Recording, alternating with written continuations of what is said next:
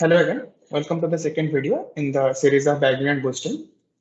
So in this video, Sohan will be taking you through the brief introductory ideas about bagging along with a diagram which will be helpful. So this entire series will be a bumpy ride over mathematical derivations, but they will be enjoyable and each video is short so you can enjoy. Over to Sohan. Okay, so in the previous video, you looked at the two paradigms of ensembling. One is the parallel mechanism and the sequential mechanism. So giving you the brief idea, bagging works on parallel form of ensembling, whereas boosting works on sequential form of ensembling. So we will be discussing bagging in detail now, and in the later videos we will discuss boosting. Okay, so consider a binary classification problem with classes -1 and +1. Suppose the ground truth function which maps this classification problem is f, and each base classifier, that is we have certain base classifiers hi, and each base classifier has an independent generalization error epsilon. Independent in the sense we are using parallel paradigm, so the base classifiers are independent, so the generalization error is epsilon, and it is denoted in equation 1, that is the probability of a base classifier doing an error, that is a base classifier predicted class is not equal to the ground truth, and it is denoted by epsilon as said earlier.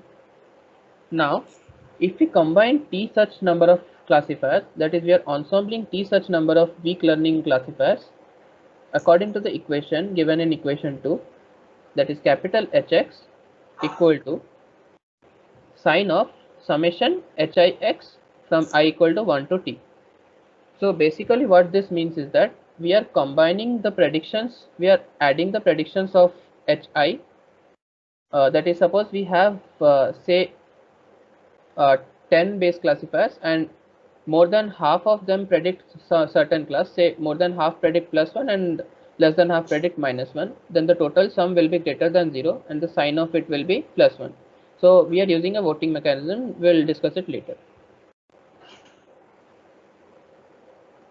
Okay, so here let us look at the probability of the ensembled classifier giving an error. So probability of capital Hx not equal to fx, this is the error probability, and this can be sampled from the binomial distribution, that is half of the base classifiers are correct, or we can say that more than half of the base classifiers are performing are giving errors in the classification. So this is the binomial distribution of probability with binomial distribution with the total number of classes as t and the probability as epsilon. Now there is an inequality named the Hoeffding inequality, which gives an upper bound to this binomial distribution. As you can see in equation 3, the argument of the exponential function contains the parameter t, or the number of base classifiers t. So when we you can see that when we increase the value of t, or when we increase the number of base classifiers, this upper bound tends to 0, which means that the total error that is given by the binomial distribution will also tend to 0.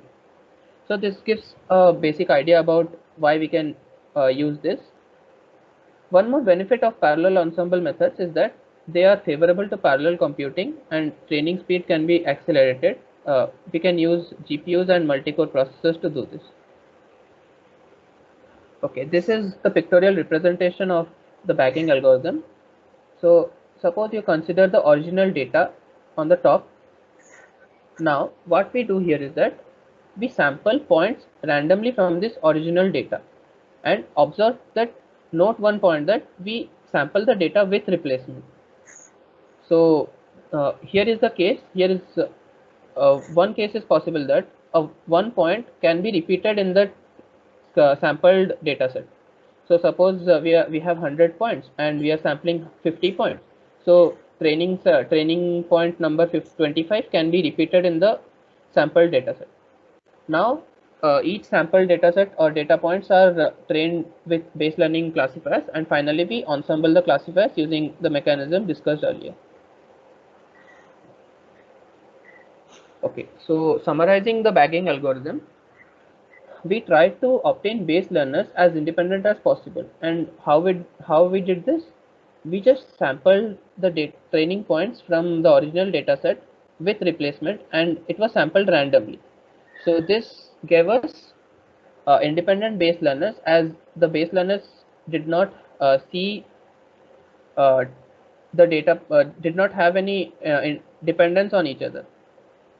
The next step is that we aggregated the outputs, that is, we used the voting mechanism for classification.